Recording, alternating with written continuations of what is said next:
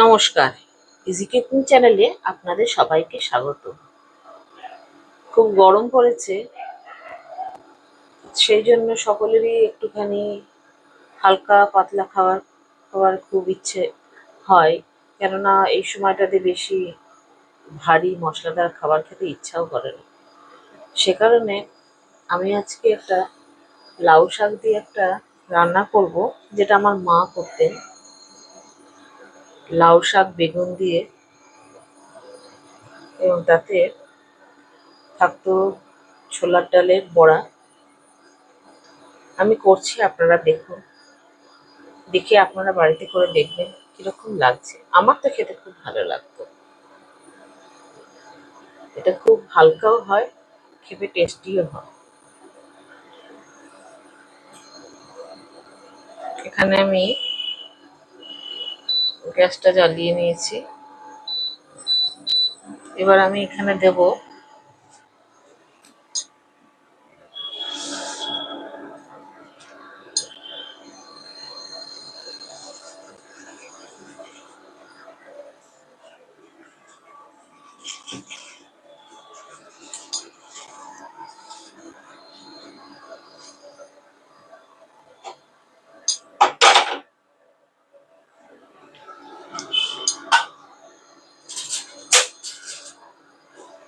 এই 1.5 টিস্পুনের মতন এখানে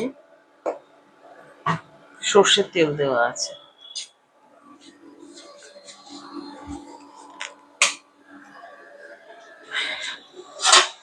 এবার এই সর্ষের তেলটার মধ্যে দেব এই অনেকটা 1 টিস্পুনের মতন কালো জিরে, আর একটুখানি নুন দিয়ে দেবো, কেননা যাতে না ছিটো।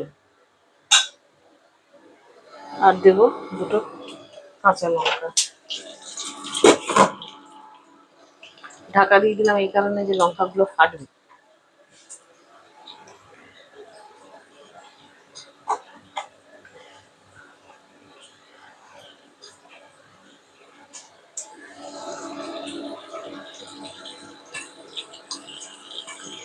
লঙ্কাটার এবং কালো জিরেটার গন্ধগুলো ছেড়ে গেলে দিয়ে দেবো বেগুনগুলো।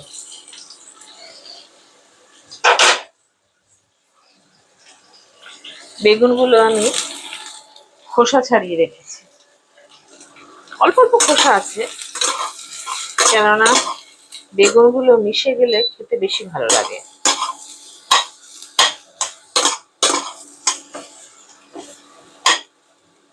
আর দেব লাউ শাকের ডাঁটাগুলো। আপনারা যারা লঙ্কা বেশি খান তারা লঙ্কা দিতে পারেন। আমার বাড়িতে তো সবাই লঙ্কা কম খায়, আমি একটু যা খাই। লঙ্কাগুলো খুব ঝাল।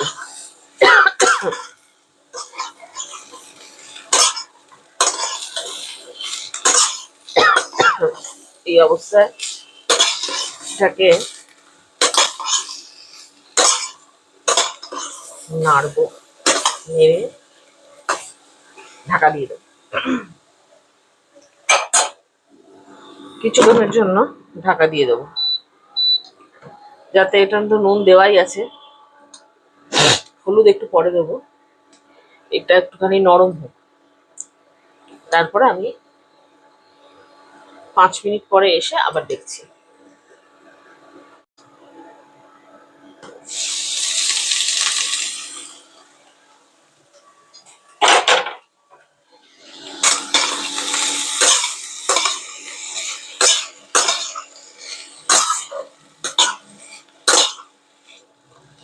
এই সময় এতে আমি দিয়ে দেবো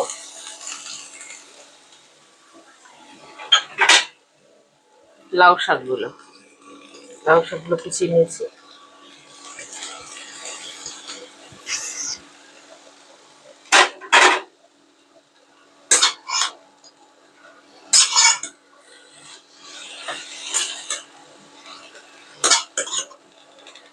খুব অল্প সময়ের মধ্যে রান্না হয়ে যায় এবং খেতেও ভালো হয়। আবার আমি এটাকে কিছুক্ষণের জন্য ঢাকা দিয়ে দেবো, এটা থেকে যাতে জলটা বেরোয়। নুন তো দেওয়াই আছে, জলটা বেরোক। নিয়ে কিছুক্ষণ পরে আমি আবার আসছি।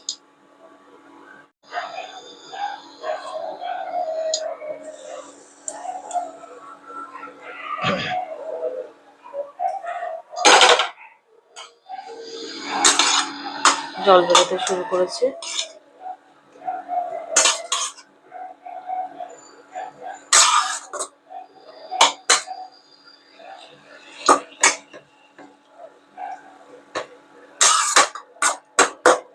এতে আমি এবারে খানিকটা গরম জল দিয়ে দেবো, ডাঁটাগুলো সেদ্ধ হোক। আর একটু দেবো হলুদ।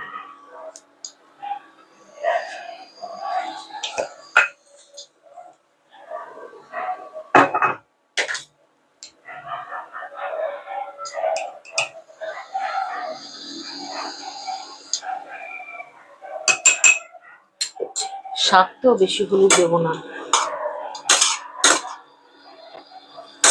এবার এতে আমি একটু গরম জল দিয়ে দেবো।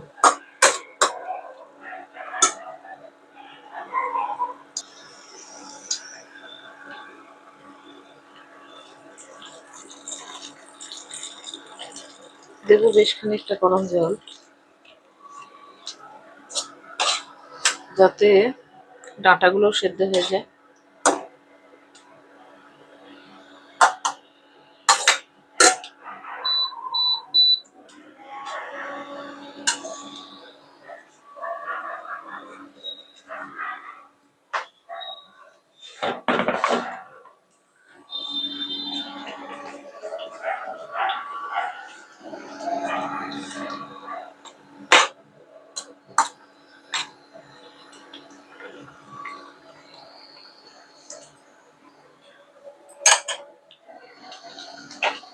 এই সময় আমি কিছুক্ষণের জন্য এটাকে আবার ঢেকে দেবো।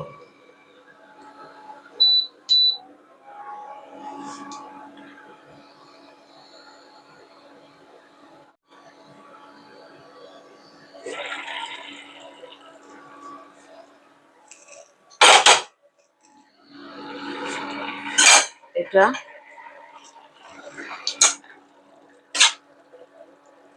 সেদ্ধ হয়ে গেছে, সেদ্ধ হয়ে গেছে। এবার এতে আমি দেব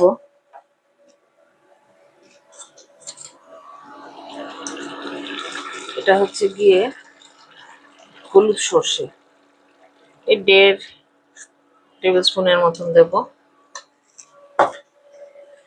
আর দেব 2 টেবিল স্পুনের মতন পোস্ত। এই দুটোকে ভালো করে মিশিয়ে নেব।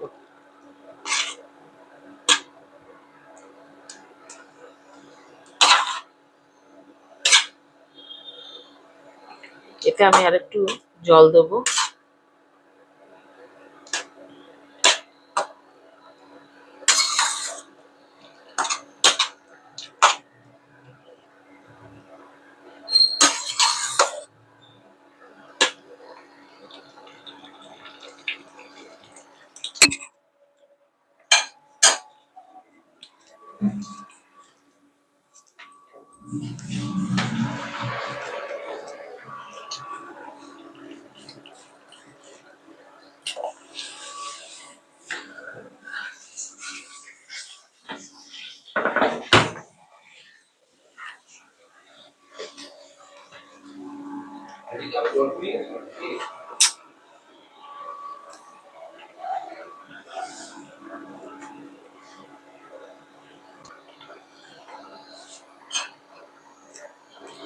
এতে আমি যে জলটা দিয়েছি এটা একটুখানি ফুটবে, টকবক টকবক করে ফুটবে। নুন টুনগুলো সবাই চেক করে নেবেন।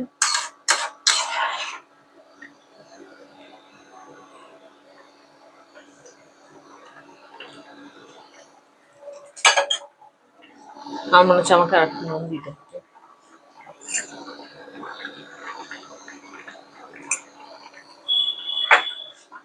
এই সময় আমি এতে একটা জিনিস দেবো,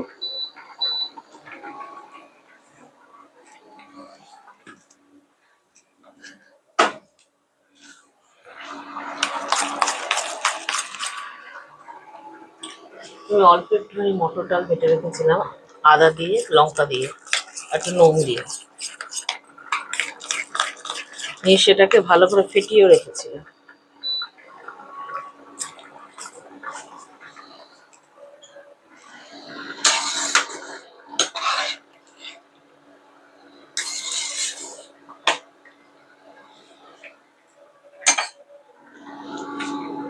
এই যেগুলো ফুটছে এই সময় খুব ছোট্ট ছোট্ট ছোট্ট ছোট্ট, এই যে ছোট্ট ছোট্ট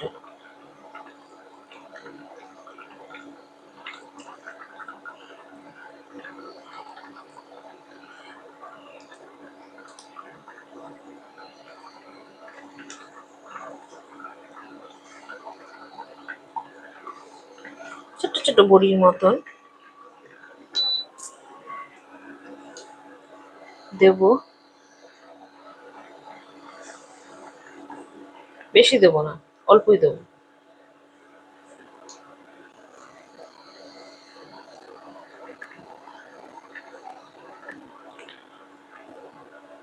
এটাতে এটা বেশ একটু থিকনেস আসে এবং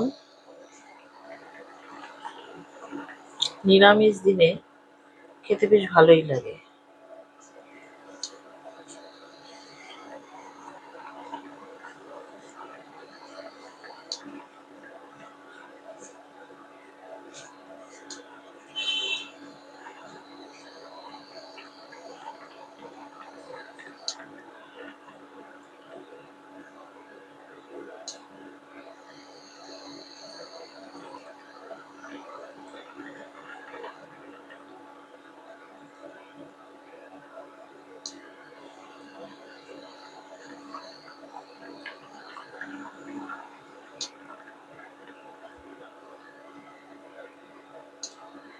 এই সময় আমি এটাকে কিছুক্ষণের জন্য ঢাকা দিয়ে রাখবো। একটুক্ষণ সেদ্ধ হওয়ার পর আমি এটাকে এবারে নাড়বো। এখন কিছুক্ষণের জন্য আমি এটাকে ঢাকা দিয়ে দেবো।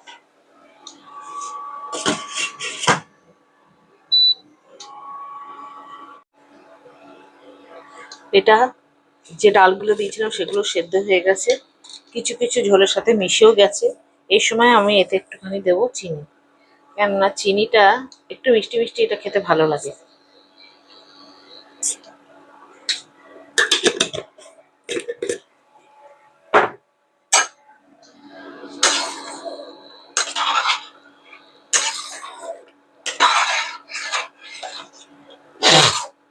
যখন বাড়িতে কিছুই থাকে না, হ্যাঁ, আবার একটা কিছু দিয়ে সবাইকে খেতে দিতে হয়, মা আমাদেরকে এরকম করে রান্না করে দিত। তাতে আমাদের ডাল খাওয়াও হয়ে গেল, শাক খাওয়াও হয়ে গেল, ভাত মাখাও হয়ে গেল, সবই হয়ে গেল। খেতেও বেশ ভালো হতো, কেউ না বলতো না। এই যে ডালগুলো ছোট্ট ছোট্ট বড়ির মতন ডালগুলো রয়েছে, আর পোস্তর জন্য তো এমনি টেস্ট হলে। এটা আমার এবার হয়ে গেছে। এবার এই অবস্থাতেই কিন্তু আমি ঢেলে দেবো।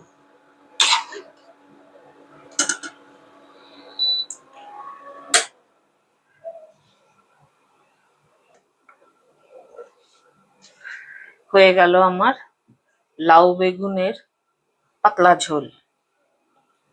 খেয়ে দেখুন আপনারা, আপনাদের কিরকম লাগছে আমাকে কমেন্ট করে জানাবেন। আমার এগুলো খেতে খুব ভালো লাগে। এই গরমে হালকা জিনিস খেতে আমার বেশ ভালোই লাগে। আপনারাও খান, খেয়ে আমাকে জানাবেন।